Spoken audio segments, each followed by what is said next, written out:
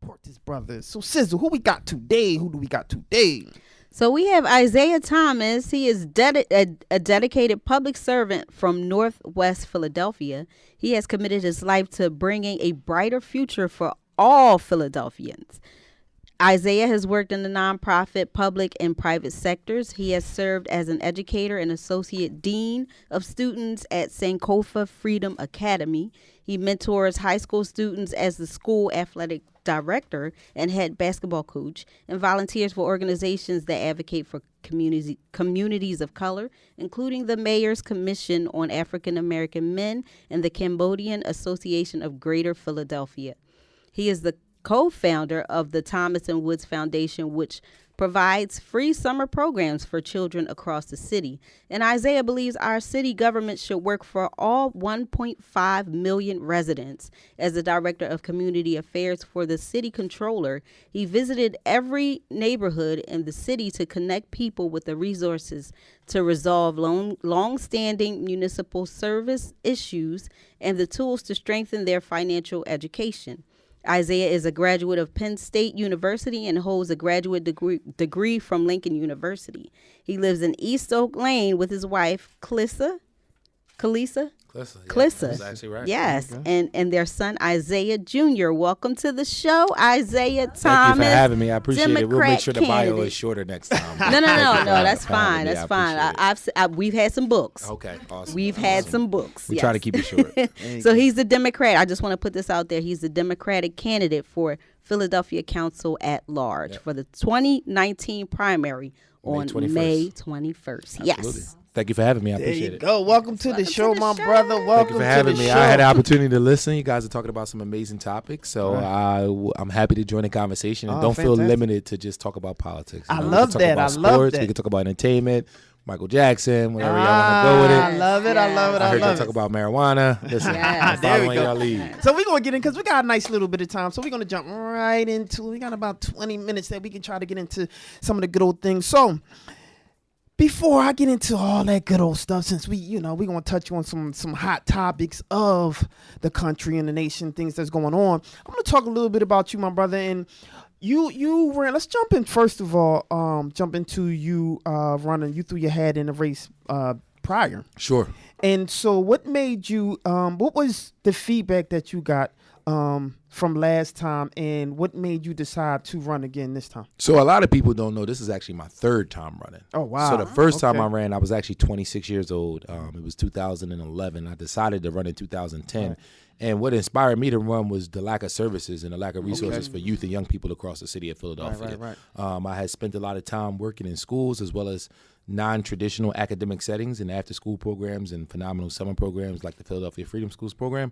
Mm-hmm. And once the school district of Philadelphia funding got cut, it impacted those social service-based initiatives. And so that inspired me to get involved in politics because I recognized right away that the decisions that elected officials were making were not in the best interest of poor people and people of color as well as our children. And so I ran for city council at large for the first time in 2011. And I like to call myself a theoretical practitioner because the whole campaign taught me that I had no idea what I was doing. While I understand politics and government, I had no clear understanding of how campaigns work and how to run a quality campaign. So the first time I ran was actually in 2011. I got my butt kicked. Had pretty good ballot position. My name is Isaiah Thomas, so clearly that helped. But I did lose, and I lost because I wasn't clear on how to run a quality campaign. So after I lost, I hit the ground running. On election day of 2011, I knew I was going to run again in 2015. So over the next 4 years, I spent as much time as I can, not just building my profile and my name ID, but connecting with different people that's already established in the political process, specifically becoming a committee person, volunteering for President Barack Obama, and getting involved in other local races where I can learn how a good quality campaign is put together. Mm-hmm. And so for me, running in 2015, that was my second time running. I actually came in sixth place. So before you had a Stacey Abrams or Andrew Gillum with the whole rundown and countdown, I went through that whole process myself in 2015 where I had to call days later and kind of just step out the race and say that I pretty much lost. So I know what that stuff feels like. And, again, I was inspired to run based on the problems and the ills that I seen being born and raised in the city of Philadelphia and recognizing that, the decisions that were being made were not in the best interest of not just poor people and people of color, but long-term residents. No doubt. So I want you to turn just a little bit. Sure. There we go. That's a perfect. I'm a mover, I man. know, You know what I mean? Listen, So it's the professor in me. So. Listen, I got ADHD, so I'm I'm not saying that. I'm saying this is what I'm saying. This is what saying I'm saying. So this is why I stand up. So I move a lot, not right? mad. I'm not And mad, so this is what I want to know, right? So you're running now. Your hat is in a race, and you're now trying to get your signatures. How do you believe you're looking right now on your signatures? So I've run before, right? Okay. And the irony is I just tweeted earlier this week that the weather this year reminds me of what it was in 2010. It seems like Mother Nature knows when it's petition time, because when it's petition time, that's where you get your snow, your freezing weather, your rain, and it makes it very difficult. But for me, I have a built-in political apparatus. This isn't my first time running. It's not my second time running. So we prepare for bad weather in the midst of collecting petitions. So I actually was the first person to file. Oh, wow. I probably filed 7 days after. I actually had the signatures by that Friday. So you started Tuesday. I had about 1,000 signatures by Friday, which is the required number. I ended up filing 1,500 7 days after the filing period started. So I've already filed 1,500 signatures. I have a total of maybe about 3,100 now, and I plan on filing as close to 5,000 next week when the period ends. And so for me, again, I have a built-in political apparatus. I've done this multiple times, not just for myself, but for people running for judge. If you're really passionate about poor people and people of color, you're really passionate about elections, you also recognize that it's not just city council, but judge matters a lot. Our children, I work with young people all across the city of Philadelphia. They're more inclined to come in front of a judge than their president or their mayor or even a city council person. So, for me, I'm passionate about putting quality people on the bench. And again, this isn't my first time dealing with the political process as it relates to petitions. And, we got a great team, a large volunteer base, and a lot of people who are excited, including my family, who does a great job. My family gets me more signatures than anybody between myself, my wife, well, not my wife, she can't, myself, my sister, my father, my mother, and some of my siblings. Everybody come together. That's right. Yep. So we don't lose too much time. I want to get your pitch out. Why do you believe? First of all, let's talk about your platform first, and then I want you to give your pitch why people should vote for you. So, for me, my platform is, when I talk to people about my platform, I say that when you run for council at large, you represent everybody. So you should be able to have an opinion and be able to talk about all issues. And I can talk about anything from criminal justice reform to tax reform to economic waste, to what it means to be a city employee, to pension reform, to future-proofing Philadelphia. All those are phenomenal ideas, phenomenal topics that I have different ideas as it relates to all of them. But for me, when I tell people about my campaign is about advocating for poor people and people of color and improving the quality of life for youth and young people across the city of Philadelphia. So I tell people all the time, a vote for Isaiah Thomas is a vote for our children. While I do think it's important that you could talk about every issue, I think a council person at large, because they're not in charge of land like the district council people, I think you should be an expert in a particular area. And for me, I'm an expert when it comes to our children. I've worked in education. I've worked in non-traditional settings. I'm currently a high school basketball coach. I know I don't look like it, but I've been coaching for 10 years now. I'm the president of the Coaches Association for the Public League, so I represent all public schools as it relates to sports, athletics, specifically basketball. And I've done so many different things. I'm the executive director of the Philadelphia Freedom Schools program. I co-founded my own organization called Thomas & Woods Foundation, where we have an annual operating budget of about $30,000 a year, and every dollar goes back into the community. We have no full-time staff members, and everything we do is for children, whether it's our free camp, whether it's the feeding of families that we do around Thanksgiving time, where we give anywhere from 300 to 1,000 turkeys every single year, whether it's the families that we feed around the Christmas holiday, or the scholarship money that we give on Martin Luther King Day for our oratorical contest. I'm really about the work as it relates to our children. And so for me, when people say, well, why should you vote for Isaiah? Why should why do Isaiah deserve to have the seat? Or how do you want to vote? Well, this is what I'll say. It didn't take Trump to become president for me to get involved in the political process. I'm 34 years old. If I am victorious with your support, I will be 35 when I'm sworn in. I decided to run for city council at 25. I've been working at this thing for 10 years. So you'll have a lot of people who's running for office. They'll talk to you about, Trump this, or, I decided to run. Look, man, I resigned from my job in January of 2018. My wife and I have been living on a budget for a year. This is serious. The decisions that we make as it relates to elected officials, they impact lives. And so for me, I didn't just decide to run. I don't know. I don't know why other people decided to run, but this is a strategic and calculated plan It's something that I've been working on for a long time, and I feel like the platform of city council at large will put me in a position whereas though a lot of the work that I've been doing, I'll be able to magnify it and do it on a much larger scale. And so for me, again, I tell people all the time, a vote for Isaiah Thomas is not just a vote for a candidate that's advocating for poor people and people of color, but it's a vote for our children. And again, I've put myself in a position whereas though my family and I, we give up stuff. You know, I haven't collected a paycheck in a year. You know, how many candidates are going to come sit here and tell you, you know, I resigned from my job January 2018. Right. I spent all of 2018 fundraising, meeting with people, taking meetings and talking to folks to make sure that I had a credible campaign, because I can't ask you for a donation and it go to waste. I ended up raising about $95,000 last year, and that's good money. But what people don't realize is that the majority of my donations came from reoccurring and small dollar donations. So I had 375 people donate to my campaign last year.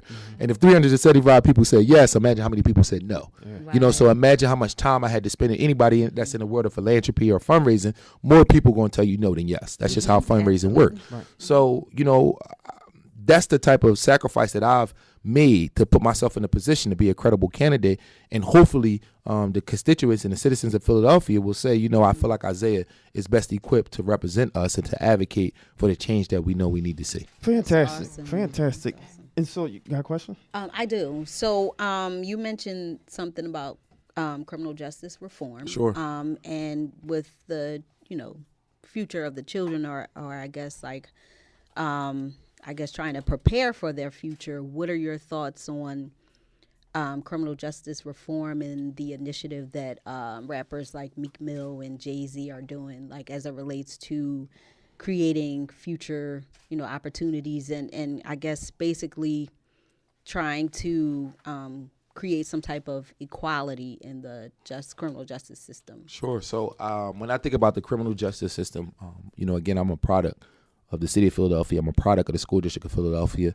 Born and raised in the city, been here my whole life. A lot of my contemporaries have been involved in the criminal justice system. We call it the cradle to prison pipeline, because the only thing that this country guarantees you is a prison cell when you do something wrong. This country doesn't guarantee you anything else. Doesn't guarantee you a quality education. Doesn't guarantee you food or water. Only thing we guarantee you is a prison cell when you do something wrong. So when you think of this idea of the cradle to prison pipeline, I think the best way to address that issue is to prevent people from getting involved in the first place.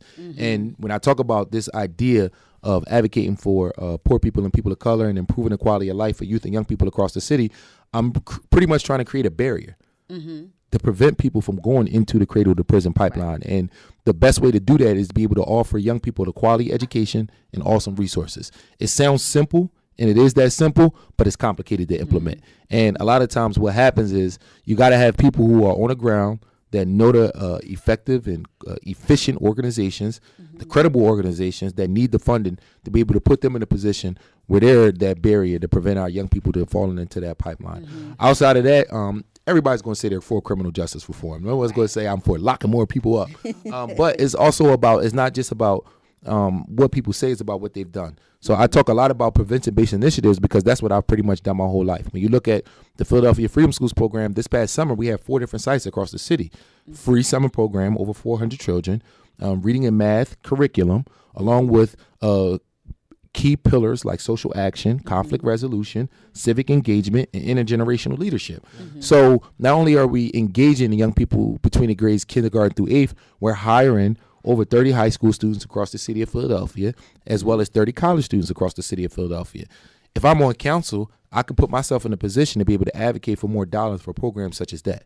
When the last time you heard a kid commit a crime at night when he had to wake up and go to a job the next day? Right. It's just not the common thread. A lot of the young people who are getting involved in negative activities is because they have too much idle time and not enough resources in their neighborhood. These are great kids. About creating jobs. Absolutely. Yes. Now, again, looking at what I've done, I spent some time in the controller's office, and one of my proudest accomplishments is the report that we did on cash bail. And so I have a great relationship with Kiera Bradford-Gray, who runs the public defender's office, and she has been a strong advocate for a lot of the criminal justice reform that we see. And she was the first person to bring this idea to me of eliminating cash bail for nonviolent offenses, right? So think about it, right? If you stole something and I stole something, right?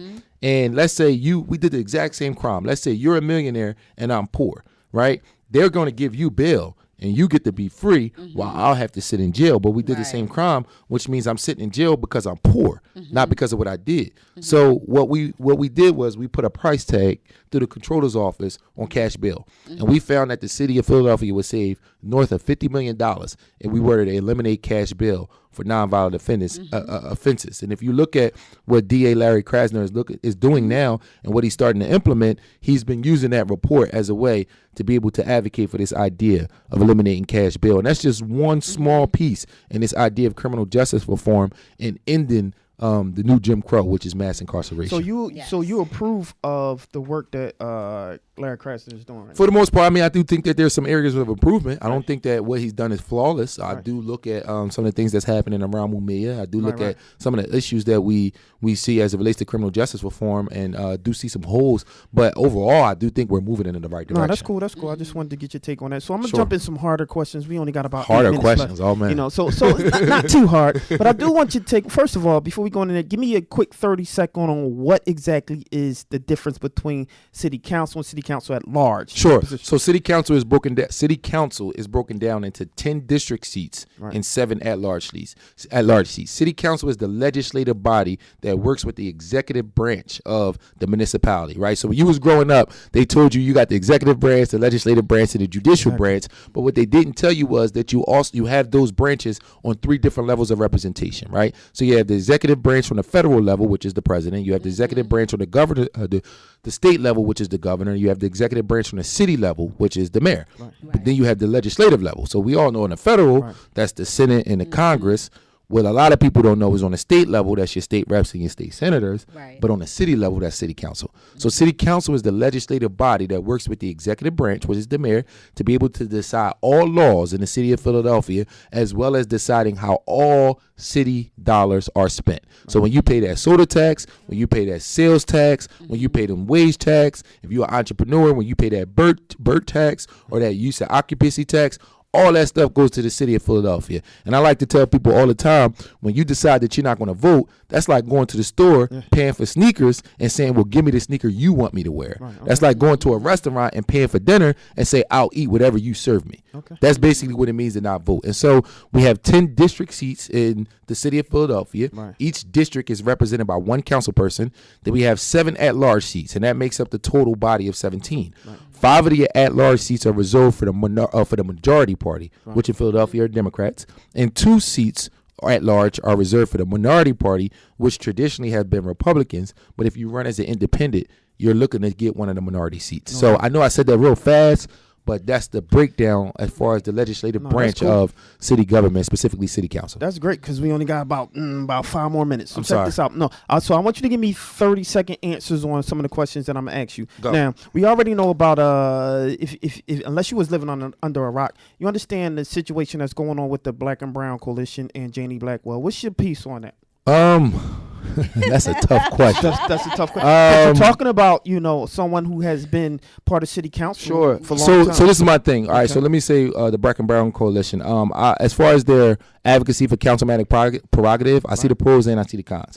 One thing I will say, I'm not quite sure what happened that day, but I'm always for respecting our elders. And what I will say is this: I've seen some of the memes about Janie Blackwell, and I've seen some of the way that she's been mocked. And my thing is that nobody does that to Councilman Brian O'Neill, right? I seen a picture of Councilman Brian O'Neill, and he was standing next to Wilson Good Sr. and Wilson Good Jr. when Wilson Good was sworn in. He was in council. Wilson Good Jr. was in high school. Wilson Good Sr. was being sworn in as the mayor. Wilson Good Jr. went on to college, got a degree, served 16 years on council, and has since stepped down. O'Neill's still on council. He's been there almost 40 years. I'm 34. Wow. So in the midst of us asking for people to step down and saying people have done stuff, I'm always conscious of how we hold black people to a different standard than those who are not in our those who are in our counterpart. So while there are some issues with councilmanic prerogative, I do recognize that as well. I'm not in Janie Blackwell's district, so I'm not sure exactly what the issue is as far as gentrification. But I do know that that's been the issue that's been raised. I'm always going to be for respecting our elders, and I'm always going to be conscious of how we treat black elected officials compared to our white counterparts. So I see right on both sides, I see wrong on both sides, But for me, you know, I come from African Center space, and I always come from a space and a place where we always respect our elders. So there's nothing wrong with challenging somebody. There's nothing wrong with supporting another candidate. There's nothing wrong with a democracy, but I do think it's something wrong when people feel like they're not being respected. Absolutely. Great question. I mean, great answer. So another quick question. So, geez, we run out of time. My bad. I'm going as fast as I can, but that was not a 30-second. No, I understand that. That's perfect. Right, That's cool. perfect. So let's talk a little bit about, because you talk about gentrification, right? Sure. What's your your thoughts on giving tax breaks to the super so-called rich and going into certain neighborhoods, and then you have people that's supposed to be creating affordable housing, but then you have people that can't even afford kind of like the taxes now, since prices went up. What's your thought on that? I mean, I'm a lifelong Philadelphian, born and raised in the city of Philadelphia. My bio say Northwest, but Right. if you're from Philly, you call that uptown. And for me, for us uptown, we don't have the issues of gentrification, but we recognize that those issues exist in North Philly, South Philly, and Southwest. So I'm all for the tax incentives that exist, and I think they should be expanded as it relates to long-time residents so they can have an opportunity to keep their home. But I also think we need to get rid of the 10-year tax abatement. There you go. I think we need to restore the 55% that go to the school district of Philadelphia like yesterday. When I ran in 2015, I said literally the same thing. And then we need to find a responsible way to restore the 45% that goes to the general fund, and make sure that we're doing it in a way that doesn't create any issues that economists will be able to predict. So when I say get rid of the tax abatement, I talk about it in a responsible way, because I worked in the controller's office. I recognize when you get rid of a tax like that, it's going to create a ripple effect. So while I've been advocating to get rid of the 10-year tax abatement, I'm also a no new tax candidate. I don't think it's a good idea for us to continue to tax our way out of problems, because often as people of color, when these taxes come up, we end up being a demographic that ends up paying the brunt of the tax. So while the 10-year tax abatement is not an example of that, I do think other taxes are. And again, I think we need to get rid of that 10-year tax abatement. I think we need to find a way to get the big businesses. Some of the anchor procurement, initiative is one that we talk about, but we need to find a way to get big businesses and big organizations and the pilot organizations in the city of Philadelphia to pay their fair share too. Good answer. One more quick question, and then I need 30 seconds. It seems like it's about 30 people that threw their hat in for this situation. Let me just answer that question before you even finish it, right? So this is the thing. I ran in 2015, and when I ran in 2015, we had 10 people who run for city council at large who raised $250,000. That means 5 people who raised $250,000, including myself, lost. I respect the fact that people have the right to run, but the honest to God truth is there are not going to be 10 people that raise $200,000 this year. And I think one of the things that separate myself is that I've run, I've shown I can raise money, and I've shown I can win even with bad ballot position. Fantastic. How can they get in contact with you, all your stuff? Sure. So on Twitter, my name is Candidate Thomas. My name is spelled candidate, and then the last name Thomas, Thomas. On Instagram, it's Isaiah Thomas 4 Philly, ISAIAH, the number 4.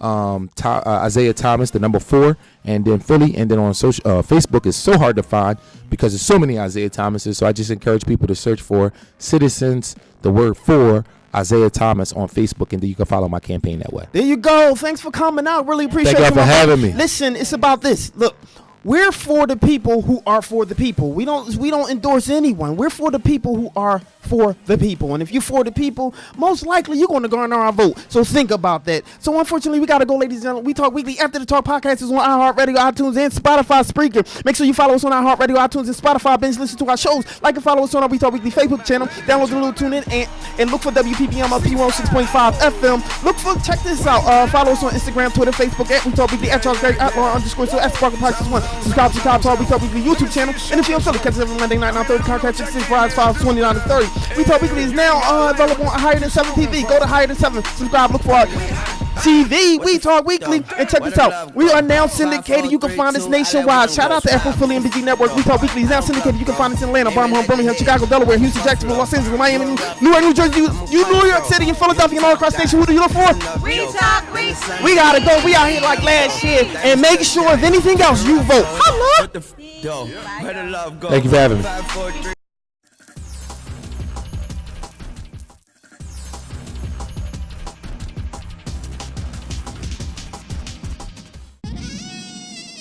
What's up, you guys? It's your girl,